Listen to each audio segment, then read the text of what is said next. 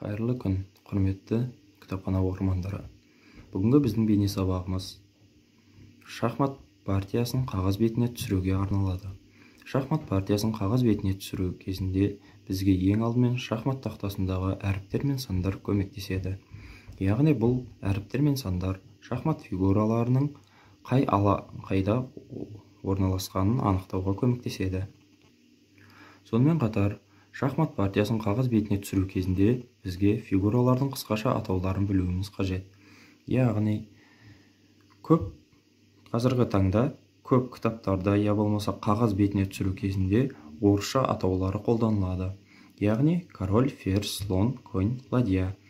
Бұларды қысқаша атауы корольдікі КР, ферзь, үлкен F әріпі, слон, үлкен С әріпі, және конь, үлкен К, ладья, үлкен L әріпімен белгіленеді. Келесі кезекте біздің білуіміз керек ол яғни белгілер. Бұл қандай белгілер? Яғни жүрісті білдіретін белгілер болып табылады. Яғни қос нүкте бір фигура екінші фигураны залалсыздандыру. Яғни бір фигураның екінші фигураны жеп қоюы. Екінші 0 сызықша 0. Бұл қысқа рокировканы білдіреді. 0 сызықша 0 сызықша 0 ұзын рокировканы білдіреді.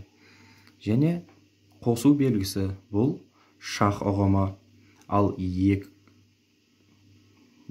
қосу белгісі бұл қос шах. Яғни біз бір мезетте патшаға екі жақтан шах беретін боламыз.